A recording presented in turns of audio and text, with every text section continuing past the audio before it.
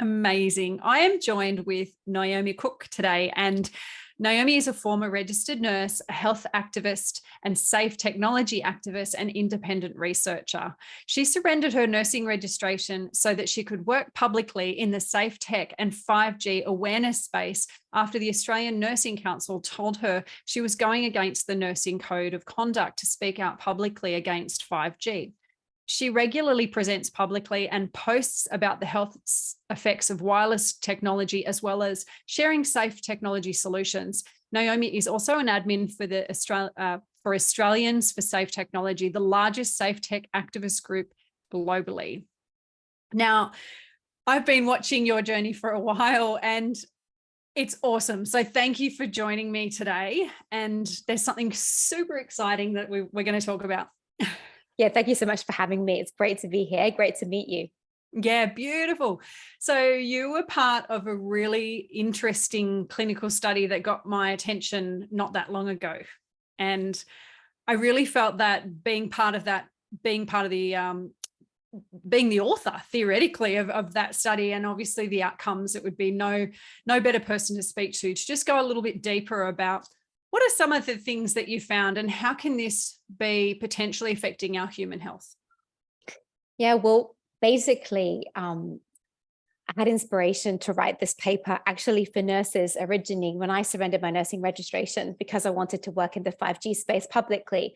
I thought, okay, I really want to shift things in the nursing space. So I want to write a paper that looks at the biological health effects of wireless tech and looks at it from the perspective of, well, this is missing from nursing education. So I wanted to propose in the paper that this topic should be in the nursing education, should be in university education, or at a minimum enter into the continuing professional development courses. So my motive was to write a paper so I'd have an anchor that I could then refer to potentially when approaching universities about their curriculum, or potentially when starting with CPD online courses. Like I thought I could start by writing a module that a nurse could do. You know, you just do those hour-long modules and you do just like multiple choice, but I could just do that.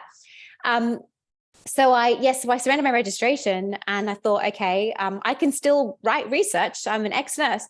So I started drafting this paper. I got these amazing co-authors from ORSA. ORSA are the Oceania Radio Frequency Scientific Advisory Association, amazing PhD scientists. So we worked together on this paper and then we got it ready to submit to some nursing journals. And I submitted to a handful of nursing journals and we couldn't get it published. And I tried some nursing education journals. I thought, okay, it's nursing education that fits into their box. Didn't fit into their box, and it was just persistently refused. So in the end, we had to we broadened the scope of the paper and we renamed it from nursing to healthcare professionals, and we covered a few more topics. And then my co-authors, I must say, have so much dedication. They submitted it to the Frontiers of Public Health, which is very prestigious peer-reviewed journal, and it did get accepted after many revisions.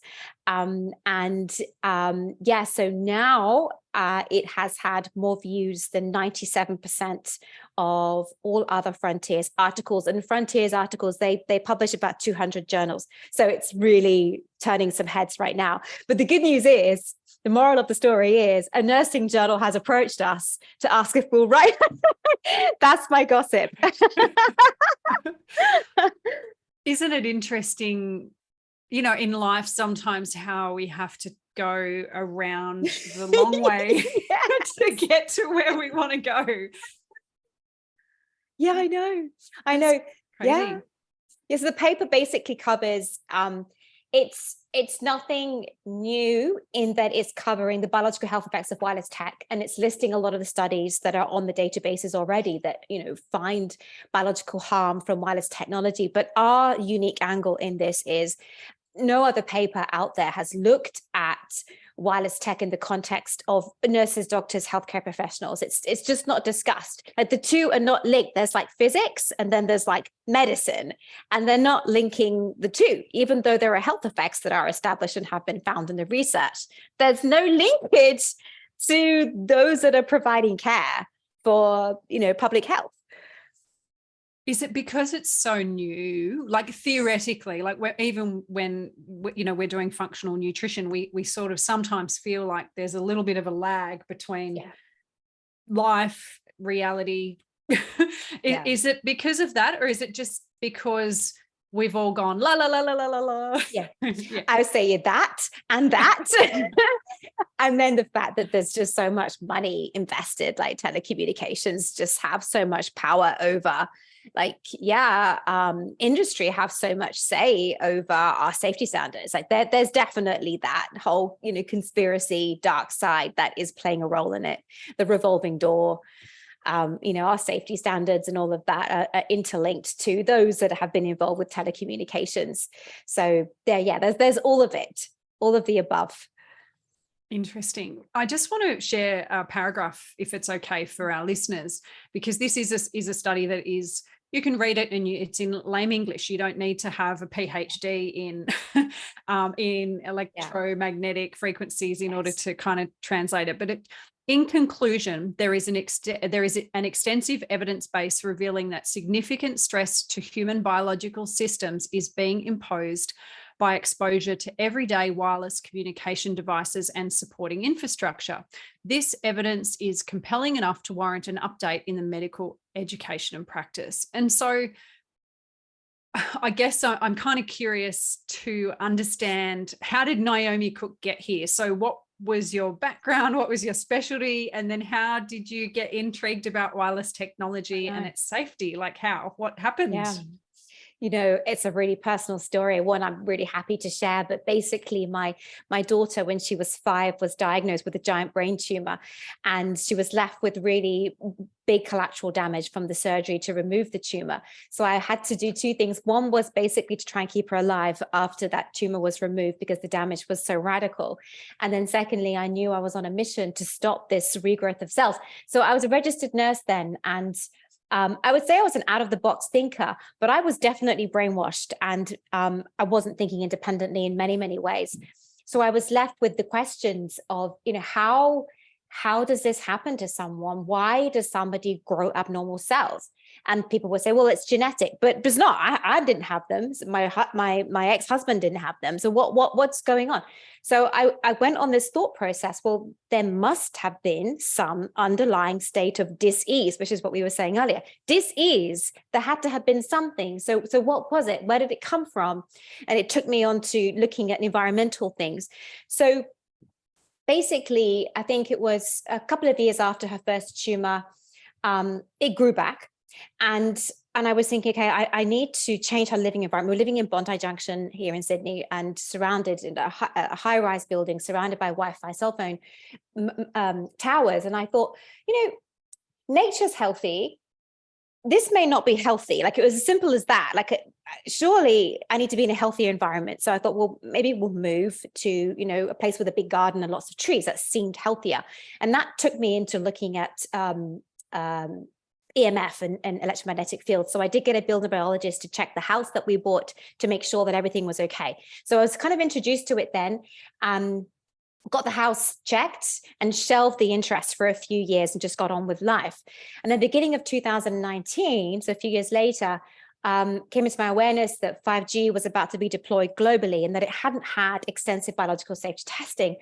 And I just thought, I really don't want to get involved with this. I don't want to be an activist. I don't want to be in the public eye. I don't want to be speaking out, but I'll just do it for a couple of months. And then I'll just go back to going into the garden and doing my thing.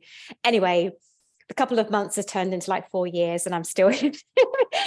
So it was obviously like, it was a calling of some sort. But 2019 was a huge year for 5G activism. At the beginning of the year, there were just a few of us speaking about it. And then there was this explosion globally of groups, springing up on Facebook, and local groups and national groups. And we were liaising internationally, and it was amazing for the movement. So yeah, that was the beginning of my deep involvement with this topic and my fascination with it. It's a long story. No, it's awesome. I'm sorry. I feel like my mind has just split in 3 different directions, because I've got so many questions that I want to ask you.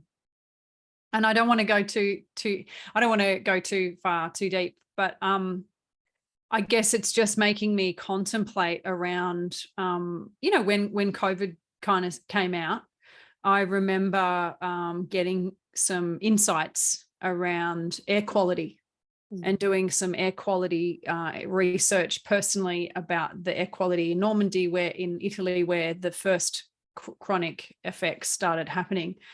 And at the time, you could test where the air quality was at different parts of the world. And then I looked at parts of China where people were quite unwell. And it was really interesting because there was a huge correlation between, and I can't recall the exact numbers, but at the time it was like healthy air quality numbers were 200 max. And at that time, in those two areas where COVID struck, our air quality had hit. It wasn't measurable because it was so dangerous. Wow. And I remember thinking, wow, that's pretty interesting. Like, that's either a highly interesting coincidence, or I don't know, what else can change the vibration or the readings of air quality. And I wrote a little kind of 20-page synopsis on how that was all correlated, and I sent it off to a few people and obviously never heard back. But I'm not a scientist, I'm not a researcher, but I was curious because I just, you know, went down on a rabbit trail one night, and I maybe my brain snapped because of so much fear and anxiety, but it's interesting. And so how do, like, coming back to research, I guess, how do these standards of research for papers in Australia, like what's the framework, and how do we deem things, inverted commas, safe? Yeah. The problem with our safety standards here in Australia. So basically, I made a post about this recently. A lot of people who want to argue that wireless is perfectly safe will just say, but it's non-ionizing, and ionizing is dangerous, non-ionizing is safe. But basically, we have safety standards for non-ionizing radiation because there is a biological interaction. Otherwise, we wouldn't need safety standards. So we do have safety standards, but our safety standards protect us from being cooked. So basically, they stop us from being cooked from our Wi-Fi. But they don't take into account the fact that biological changes occur at pre-thermal levels. So that's the problem. In Australia and in the UK and in the USA, our safety standards are actually a lot higher than many other countries, i.e. in Europe, up to 1,000 times higher in some cases. I think I was looking at a table earlier today. I think the best country to live in terms of like being exposed the least would be Austria. So maybe we should just move there. So our safety standards basically do protect us from being cooked, but not from the pre-thermal changes. But in terms of the research, it's interesting because there are thousands of studies that have found biological harm from these pre-thermal levels of exposure. There are also studies that haven't found harm. And so scientifically, when you have studies that have found harm and also haven't found harm, then you basically need to step back and say, well, the science is undecided. And if the science is undecided, then you adopt a precautionary approach and you don't deploy 5G in front of everybody's home, and you don't keep putting up mobile phone base stations, and you don't put Wi-Fi in schools. So that would be the true scientific approach, would actually be to say, well, the science isn't decided because we've got conflicting information. When you delve a bit deeper into the research, quite often the studies that haven't found harm quite often have been funded by telecommunications companies. So not all, but often.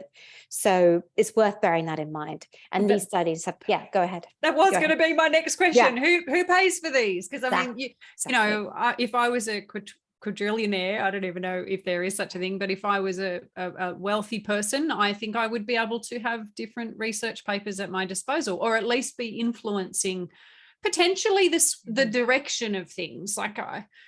Yes, that's right. I know. So there are some papers that have unknown funding or independent funding. Some are government funded, some are institution funded, and then obviously industry funded.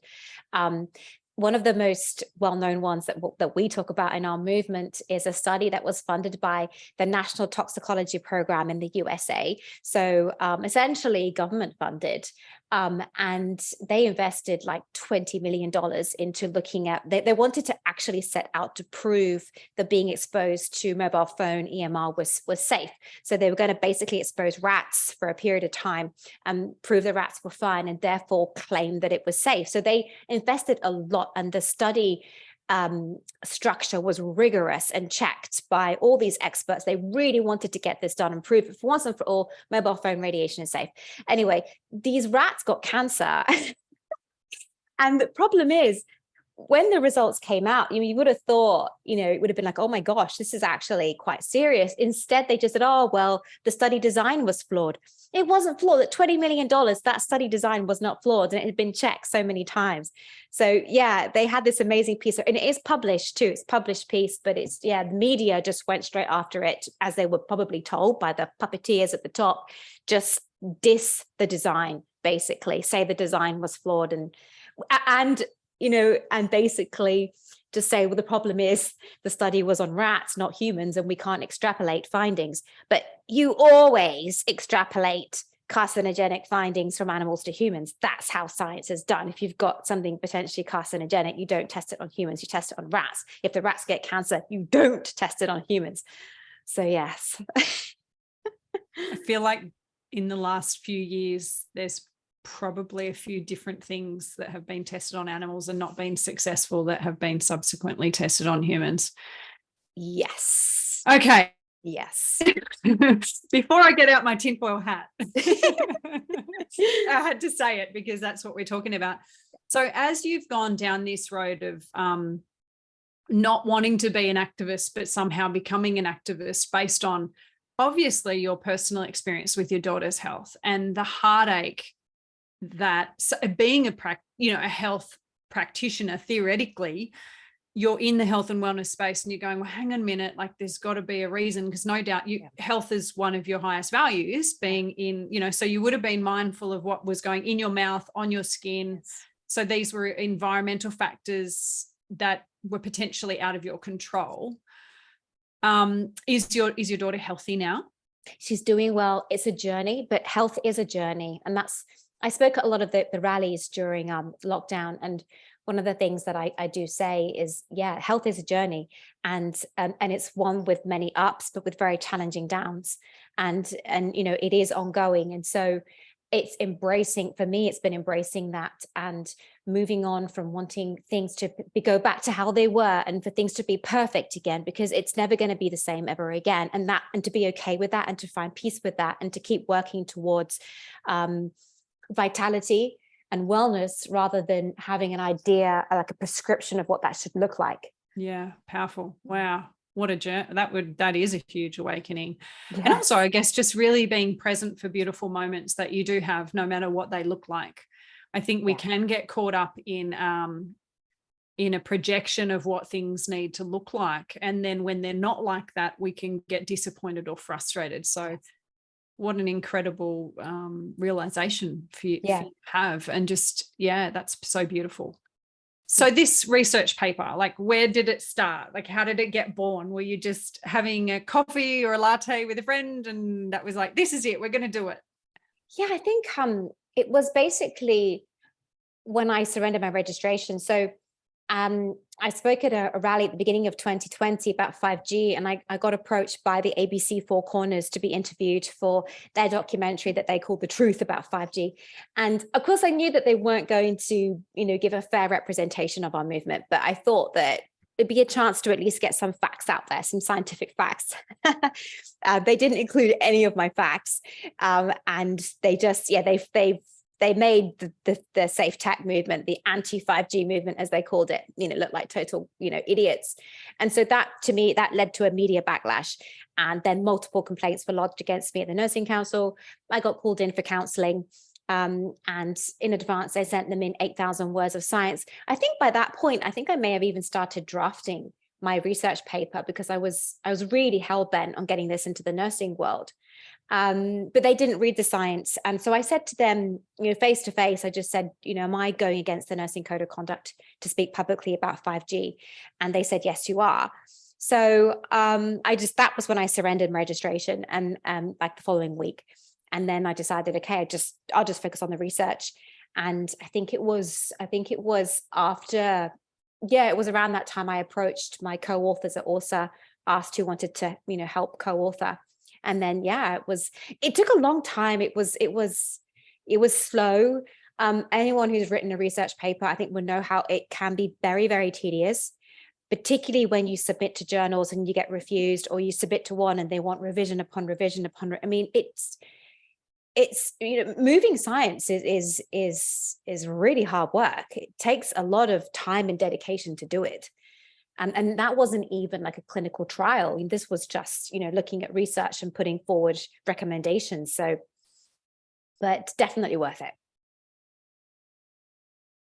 I'm struggling to comprehend how, as a nurse that cares about people's health, by being an activist speaking out about something that can affect people's health, that you're going against the board. What did you call it? Sorry. The nursing code of conduct. I know. Sorry, hang on a minute. Hang on a minute. I can't. I mean, I don't know. Maybe am I in upside down land? Because wouldn't the nursing code of conduct be about exploring things that are potentially going to affect human health?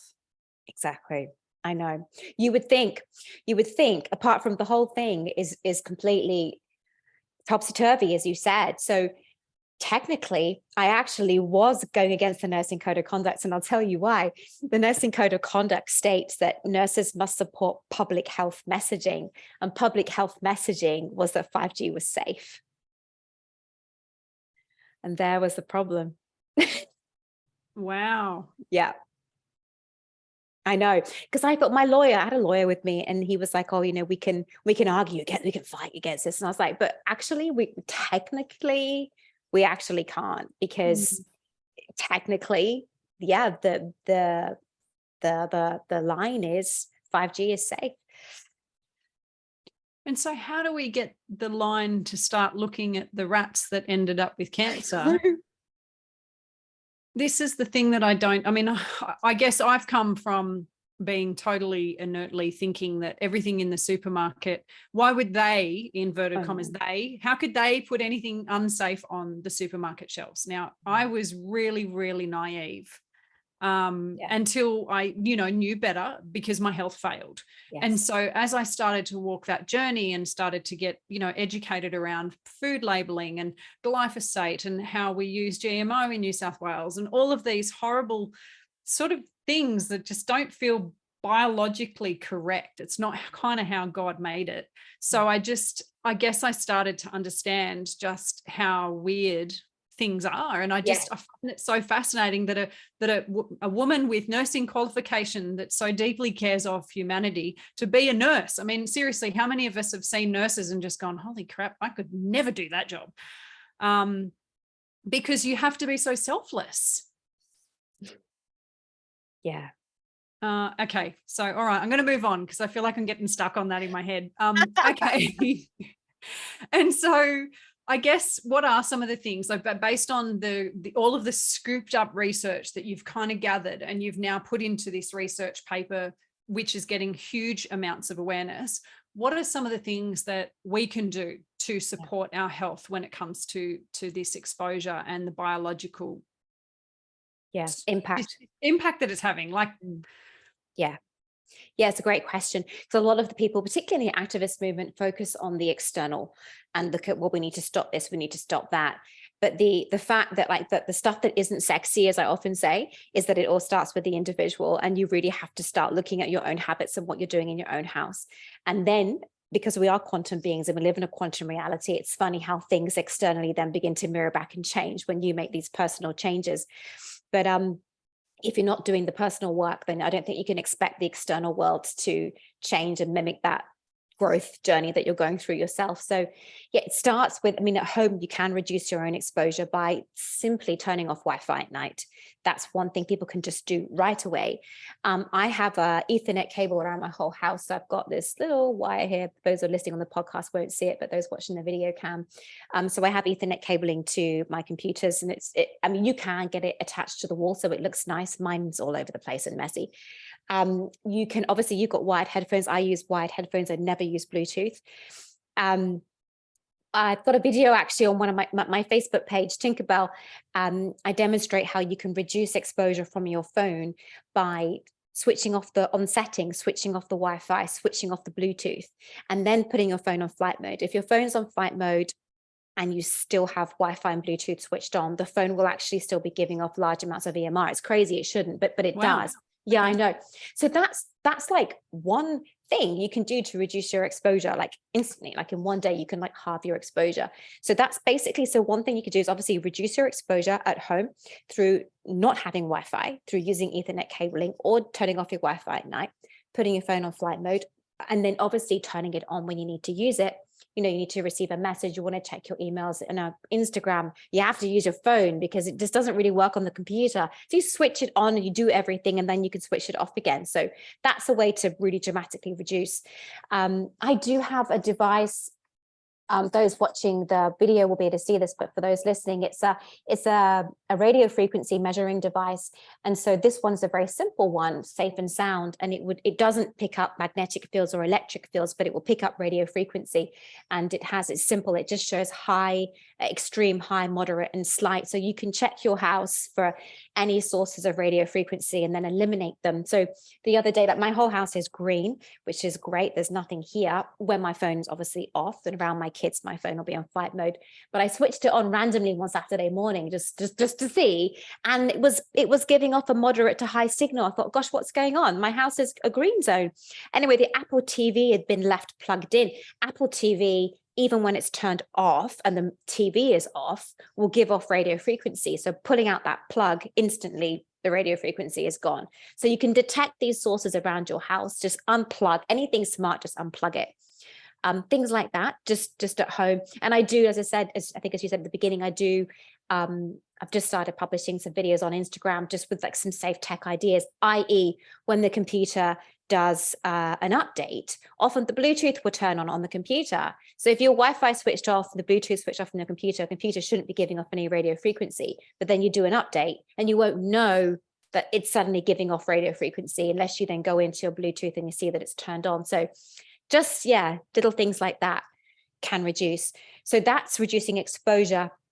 And then in terms of obviously overall health, it's basically working towards minimizing oxidative stress buildup and inflammation buildup, which probably, a lot of your listeners and viewers will have an idea about already. There's lots of things that we can do nutritionally with supplements and also behaviorally to do that, to reduce oxidative stress buildup.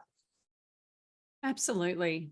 I feel like we're being kind of assaulted in so many different areas. And, particularly if you've walked the journey for a while and you might have subbed out all your, normal supermarket food for organics, and you've found a certified organic regenerative farmer that does, meat, and you can kind of get that and bring that in. But one thing that I really do feel disempowered with is 5G. And one of the reasons why we bought the farm that we're in is that we don't get mobile coverage in the house.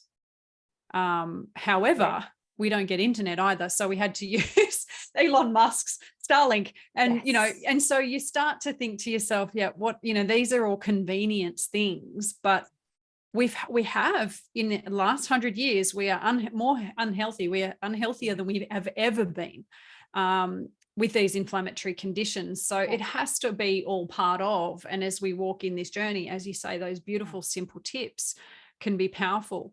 I remember first learning about 5G only after I had used a baby monitor with both of my babies. Yes. And you think to yourself, oh, wow, okay, unformed skull, still growing for the first 2 years of their life. And you just think, oh yeah, I've been sticking that under their bed so that I can hear them cry. And you think to yourself, whoa, when you know what you can't take it back. But exactly.